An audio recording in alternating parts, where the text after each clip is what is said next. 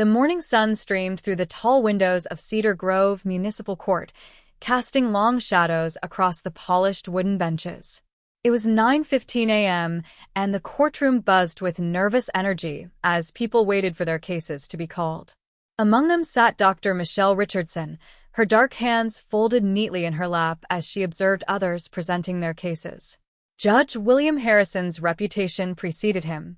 At 62 years old, with graying hair and wire-rimmed glasses, he carried himself with the stern authority of someone who had spent 25 years behind the bench. The people of Cedar Grove whispered about his harsh fines, especially in certain parts of town, the areas where working-class families and minorities lived. Dr. Richardson checked her watch again. She hadn't planned to spend her entire morning here, but the emergency surgery she had performed the night before had left her too tired to argue when an officer stopped her for a rolling stop.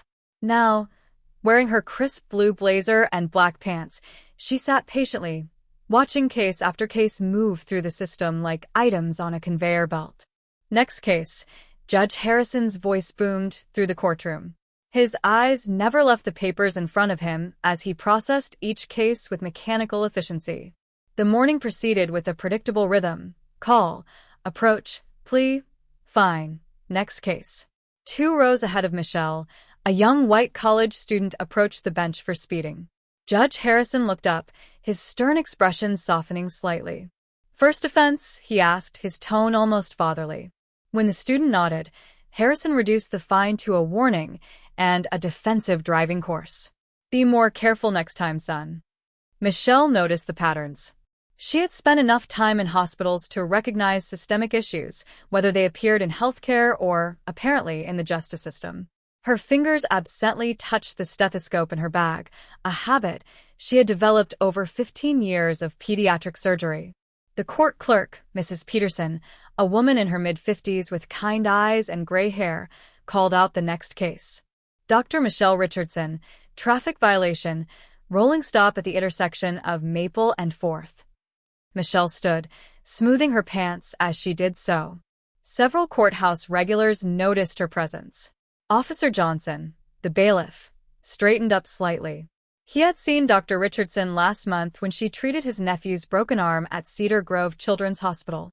As she approached the bench, Michelle maintained perfect posture, her head held high. Years of dealing with hospital boards and difficult situations had taught her the importance of presenting herself professionally, especially as a Black woman in positions typically dominated by others. Judge Harrison didn't look up. His pen scratched against paper as he flipped through her file. "Rolling stop at Maple and 4th, he repeated in a flat voice. "How do you plead?" "Guilty, Your Honor," Michelle began, her voice clear and measured. "I understand the seriousness of traffic violations. I'd like to explain the circumstances." The court didn't ask for circumstances. Dr. Harrison cut her off, finally looking up. His pale blue eyes narrowed slightly as they met hers. "How do you plead?" Michelle noticed his slight emphasis on her title, as if testing its authenticity. "Guilty, Your Honor. But I would like to provide context." "Context won't change the fact that you endangered lives by ignoring traffic signs," Harrison interrupted again. A few regular courthouse workers exchanged glances. They had seen this before in the gallery. Other waiting defendants watched with varying expressions. Some showed sympathy, others resignation, as if witnessing a familiar scene. Mrs. Peterson, the clerk, shuffled papers unnecessarily, trying to catch the judge's eye. Officer Johnson, the bailiff, cleared his throat softly. He knew Dr. Richardson's reputation in the community, knew the lives she had saved, including those of several police officers' children. But Judge Harrison remained focused on his papers, his jaw set in a way the courthouse staff had learned to recognize. The morning sun had climbed higher, and the shadow of the American flag near the judges' bench fell across Michelle's face as she stood waiting. In her mind, she could hear her husband James's voice from that morning. "Just pay the fine if you have to, honey. Some battles aren't worth fighting."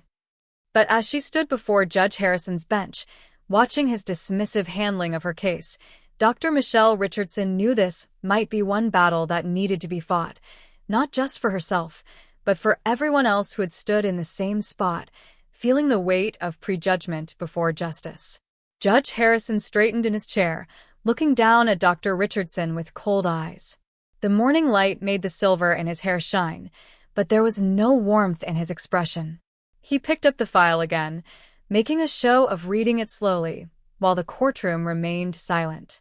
"So, Dr. Richardson," he said, emphasizing her title again, with a hint of doubt in his voice.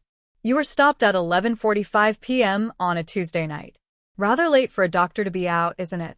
Michelle kept her voice steady, though she felt her heart beating faster. "Your Honor, I was returning from an emergency surgery at Cedar Grove Children's Hospital. A 6-year-old boy needed immediate. This court isn't interested in your personal schedule." Judge Harrison cut her off sharply. Several people in the courtroom shifted uncomfortably in their seats. "We're here to address your violation of traffic laws." Mrs. Peterson, the court clerk, leaned forward slightly. "Your Honor, if I may, Dr. Richardson's record shows no prior violations in 20 years of driving." Judge Harrison waved his hand dismissively. "Thank you, Mrs. Peterson, but that's not relevant to today's case." He turned back to Michelle, his expression harder than before. "The officer's report states you made a rolling stop at a clear stop sign. Do you deny this?" "No, Your Honor," Michelle replied calmly. "But I would like to explain that there was no other traffic at that hour, and I was responding to an urgent call from the hospital about my post-surgery patient who—" "Dr. Richardson," the judge interrupted again, his voice rising slightly. "Are you suggesting that medical professionals are above the law? That traffic rules don't apply when you decide they're inconvenient?" In the gallery, Officer Johnson shifted his weight from one foot to the other. He had seen the judge in action before, but something about today felt different. He glanced at Mrs. Peterson, who was writing something quickly on a sticky note. Michelle took a deep breath. "No, Your Honor. I respect the law greatly. I'm simply providing context." "The context, Dr. Richardson, is that you broke the law." Judge Harrison's voice grew louder with each word. "Your profession, whatever it may be, doesn't grant you special privileges on our streets." A young intern from the district attorney's office, who had been observing the court proceedings that morning, started taking detailed notes. She had noticed the judge's different treatment of cases throughout the morning, and something about this interaction caught her attention. Furthermore, Judge Harrison continued, shuffling through some papers on his desk. "I see you were driving a rather expensive car, a Mercedes-Benz, according to the officer's report." He looked up at her over his glasses. "Interesting choice for someone claiming to be a doctor in our community hospital." Michelle felt her cheeks grow warm, but she kept her composure. Years of dealing with difficult situations in the operating room had taught her to stay calm under pressure. "Yes, Your Honor. I've worked as a pediatric surgeon for 15 years, and that will be enough," Judge Harrison snapped. He picked up his gavel, his knuckles white against the dark wood. "This court has heard sufficient evidence of your disregard for public safety laws." Mrs. Peterson had finally managed to pass her note to Officer Johnson. He read it quickly, his eyes widening slightly. He took a step forward, trying to get the judge's attention. "Your Honor, if I may." "Not now, Officer Johnson," Judge Harrison said without looking up. He was writing something on his notepad, his pen pressing so hard it might tear the paper. "Dr. Richardson, your cavalier attitude toward traffic laws and your attempt to use your alleged profession as an excuses. Behavior patterns before, but rarely so openly." The young DA intern's pen moved faster across her notepad.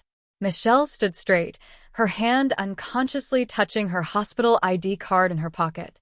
She thought about the young boy she had operated on the night before, about his parents' grateful tears when she told them he would be fine.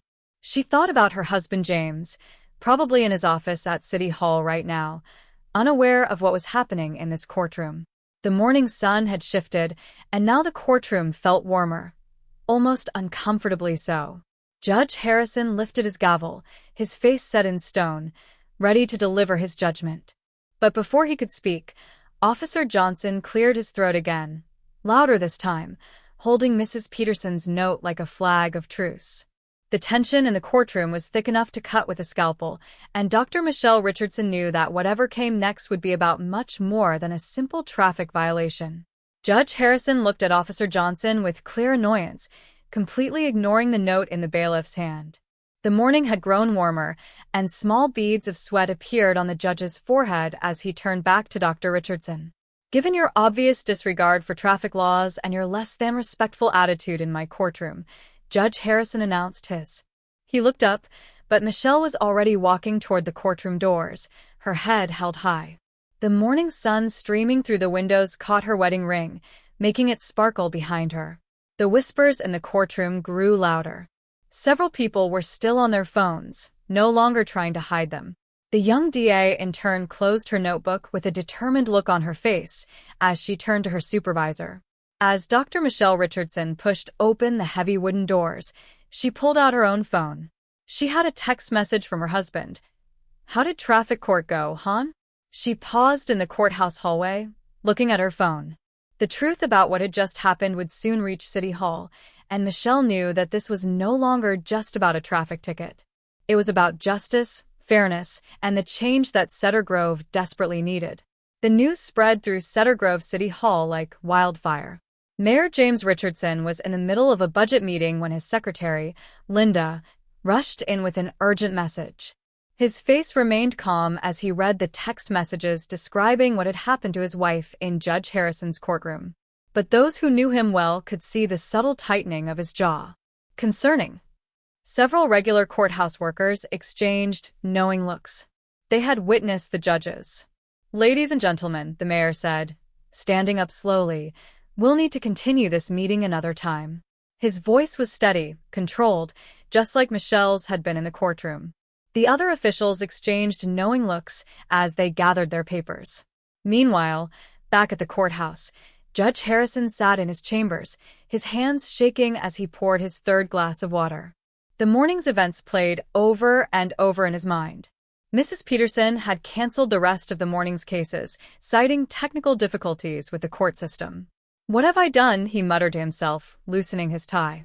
A check from Dr. Richardson lay on his desk, seeming to mock him with every glance. Officer Johnson stood outside the judge's chambers, talking quietly with Mrs. Peterson. "I tried to tell him," he said, shaking his head 3 times. "I tried to tell them who she was." Mrs. Peterson nodded, her lips pressed into a thin line. "It shouldn't matter who she's married to," she replied. "Did you see how he treated the college kid earlier? A warning for speeding and $1,000 for Dr. Richardson's rolling stop." Down the hall, the young DA intern Sarah Chen was already typing up her morning's observations. Her supervisor had given her permission to draft a formal complaint about the pattern of discriminatory fines she had witnessed.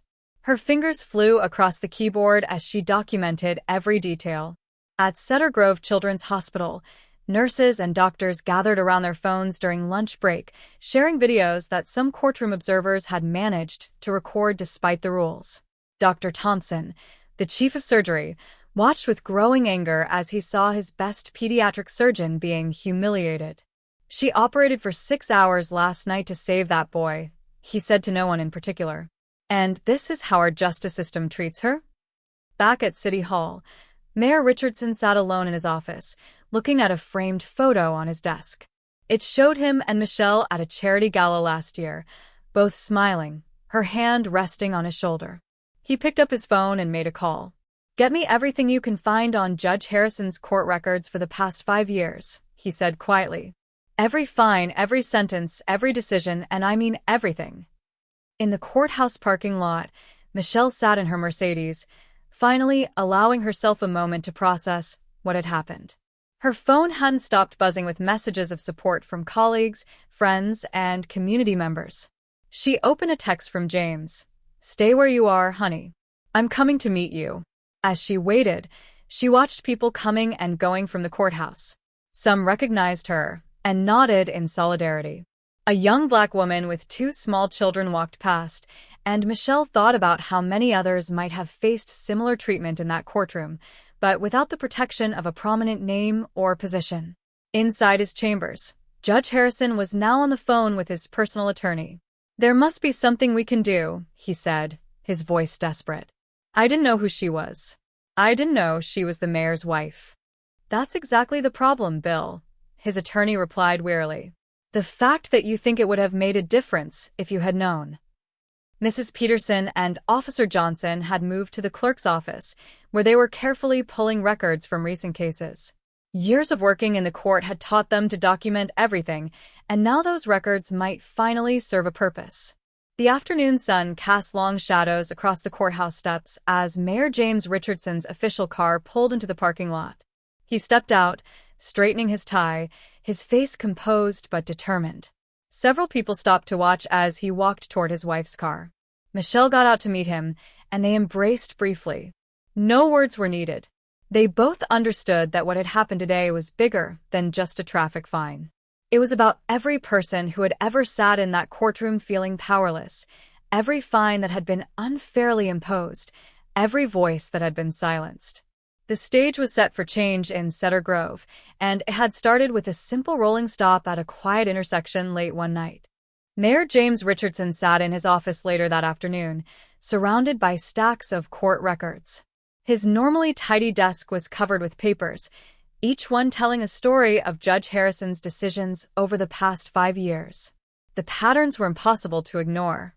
"This is worse than we thought," said City Attorney Marcus Wells, who stood by the window reviewing more documents. He pulled out a particular file. "Look at this. Last month, 2 speeding tickets on the same street. A white teenager got a warning. A black college student got a $500 fine." Michelle sat quietly on the office couch, still in her blue blazer from the morning's court appearance.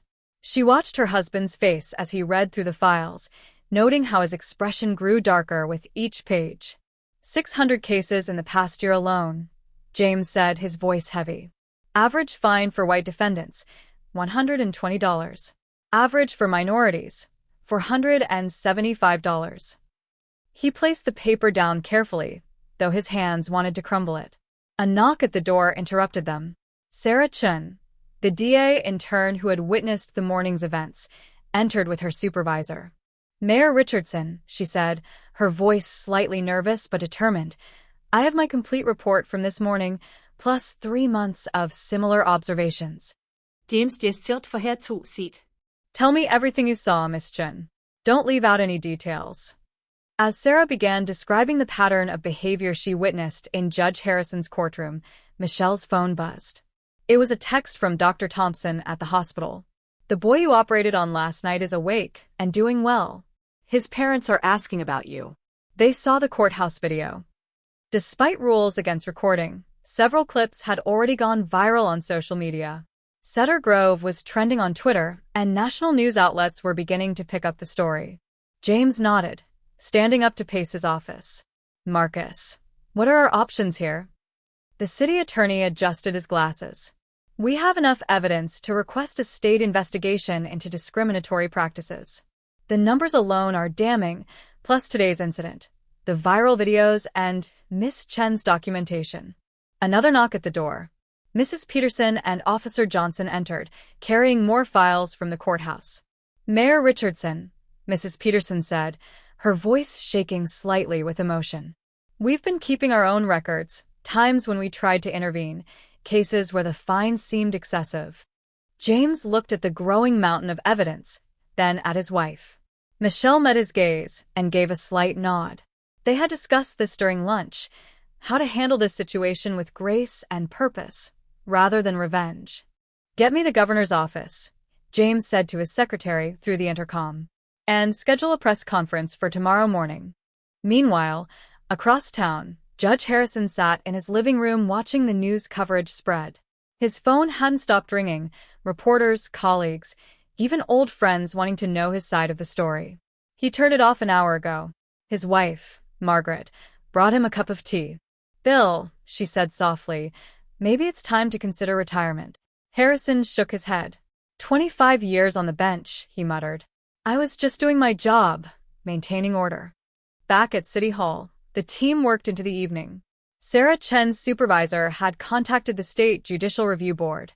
Mrs. Peterson and Officer Johnson organized their records by date and type of violation.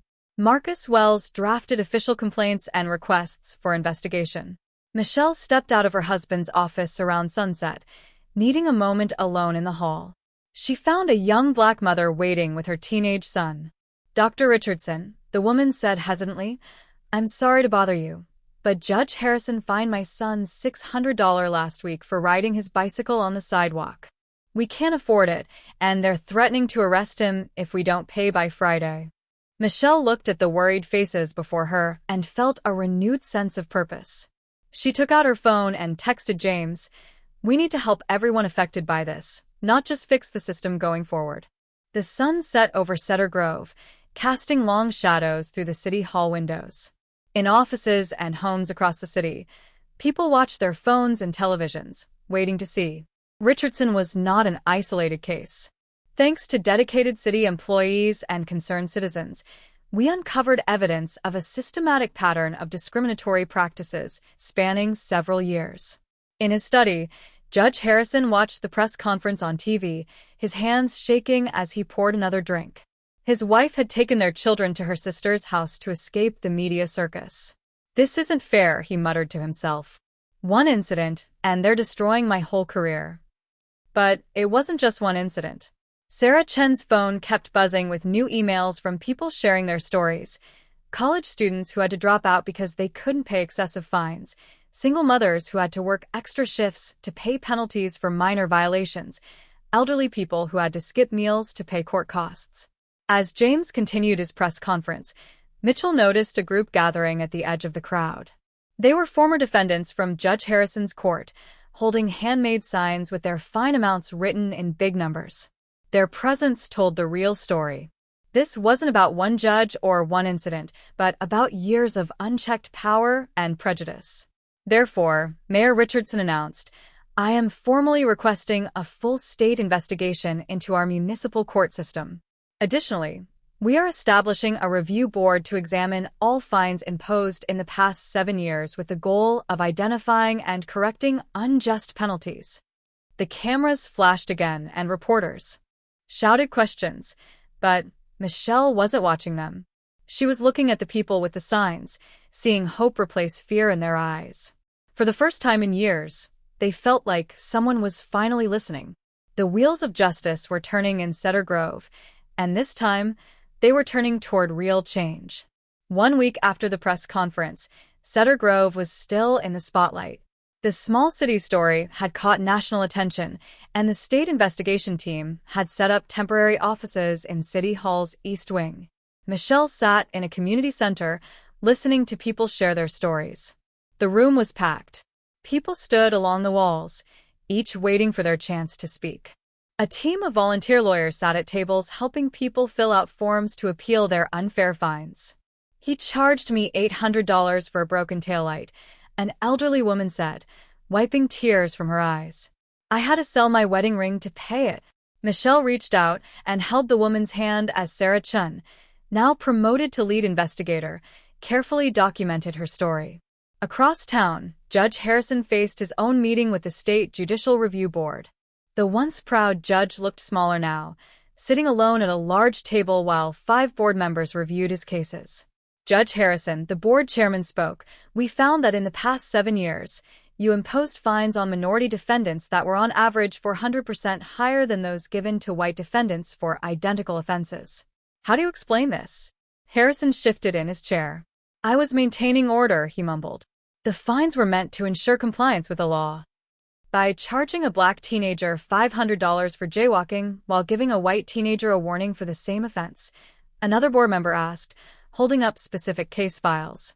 Meanwhile, at Cedar Grove Children's Hospital, Michelle had returned to her surgical duties. As she walked through the pediatric ward, parents and children alike greeted her differently now. They saw her not just as their doctor, but as someone who stood up against injustice. "Dr. Richardson," called out Tommy, a young patient recovering from appendix surgery. "I saw you on TV. My mom says you're helping people who got treated unfairly." Michelle smiled, checking his vital signs. "Sometimes, Tommy, medicine isn't just about healing bodies. Sometimes we need to help heal our community too." Back at City Hall, Mayor Richardson met with his team. The numbers were staggering. Over 2,000 cases identified for review, more than $1.5 million in excessive fines collected over 7 years. "We need to make this right," James said, looking at the spreadsheets. "Every penny needs to be returned with interest." Marcus Wells, the city attorney, nodded. The state has agreed to provide emergency funding to cover the refunds, but there's more. He slid a document across the desk. We found similar patterns in 3 other counties. Sarah Chen rushed in with more files. Mayor Richardson, we discovered something else. Judge Harrison's harsh fines weren't random. They increased significantly after the city council approved his request for a new courthouse building 3 years ago. He was using the fine money to fund his pet project. The evidence kept mounting. Mrs. Peterson had found old emails showing Harrison bragging to another judge about how he kept certain elements in line through steep fines. Officer Johnson discovered cases where Harrison had threatened defendants with jail time if they complained about their fines. In the community, something unexpected was happening. People began organizing support groups for those affected by Harrison's actions. Local businesses offered jobs to those who had lost employment due to unpayable fines. Churches and community centers opened their doors for meetings and counseling sessions. Michelle attended as many of these gatherings as her medical schedule allowed. She listened to stories of hardship but also stories of resilience. A group of college students started a fundraising campaign to help elderly victims of Harrison's fines recover their lost savings. Late one evening, as Michelle and James drove home from another community meeting, they passed by the courthouse. The building stood dark and quiet, its windows reflecting the setting sun. "You know," Michelle said softly, "what happened to me that day was terrible, but if it hadn't happened, all these other stories might never have come to light." James reached over and squeezed her hand. Sometimes it takes one person standing firm to help others find their voice. As they drove home, their car passed a group of people painting a new mural on the community center wall. The painting showed a diverse group of hands joined together, lifting up a set of balanced scales. Below it, the artists had written, "Justice sees no color." Cedar Grove was changing. The pain of injustice was slowly being replaced by the hope of reform, and it all started because one woman refused to accept being treated unfairly, even for a moment. 2 months after the initial incident, Cedar Grove had become a symbol of change in the American justice system. News crews from major networks set up their cameras outside the courthouse, where workers were taking down Judge Harrison's name from the building directory. The State Judicial Review Board had reached its decision. After weeks of investigation, Judge Harrison was not only removed from the bench, but also faced possible disbarment. The morning newspaper's headline read, "Judge Harrison resigns. Pattern of discrimination cited in official report."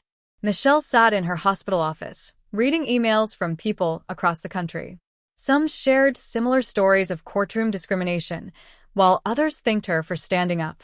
On her desk sat a stack of letters from law schools asking her to speak about her experience.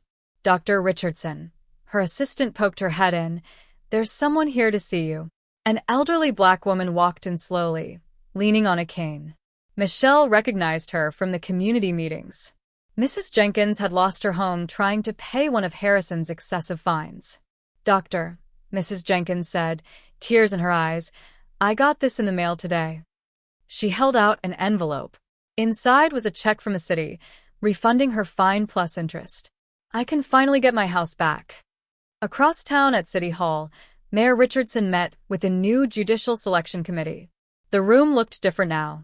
Diverse faces sat around the table, including Sarah Chen, who had become a key voice in the reform process. "We've reviewed 50 candidates for the new judge position," Sarah reported, spreading out files. "Our top choice is Judge Maria Ramirez. She has a 15-year record of fair sentencing and community involvement." James nodded, looking through Judge Ramirez's file. "What about the new oversight system?" Marcus Wells pulled up a presentation on his laptop. "Every fine will be reviewed by a civilian committee. We've also installed cameras in all courtrooms, and all proceedings will be recorded. Monthly audits will check for any patterns of bias." Outside, the city changes were visible everywhere. The courthouse now had a new community help desk, staffed by volunteers who helped people understand their rights. Local law students offered free legal advice every Saturday. Signs in multiple languages explained court procedures and fee structures. At the police station, Officer Johnson led a training session for his fellow officers. "We're not just enforcement anymore," he explained. "We're part of the solution. If you see something wrong in that courtroom, you speak up." Mrs. Peterson had been promoted to court administration supervisor, overseeing the new transparency initiatives. She walked through the courthouse halls, remembering how different things were just months ago. A group of children ran past her, part of a school tour learning about the justice system. Their teacher stopped at a new display case, showing the timeline of Cedar Grove's transformation. Mrs. Peterson smiled, hearing the teacher explain how one incident led to citywide change. That afternoon, Michelle performed another successful surgery, saving a young girl's life. As she washed her hands afterward, a nurse mentioned that the girl's family had been victims of Harrison's unfair fines. They almost couldn't afford to bring her in for treatment, the nurse said, but now with the refund they received, they didn't have to choose between justice and health care. At sunset, the Richardson family hosted a community dinner in the park near City Hall. Tables stretched across the grass, filled with people from all walks of life. Former defendants from Harrison's court, lawyers who helped with appeals, community activists, and ordinary citizens who wanted to be part of the change. James stood to make a speech, but Michelle touched his arm and pointed to something more important. At one table, Mrs. Jenkins, now able to retire from working multiple jobs, shared a quiet conversation with the woman whose son had been wrongfully fined by Judge Harrison. They held hands, forming the beginning of a new friendship. This was just the beginning, but Cedar Grove had learned one of the most powerful truths. The fight for justice didn't end with one victory. It was a long, ongoing effort that required everyone to participate. And it was a fight that would continue as long as there were voices willing to stand together, speak out, and demand change.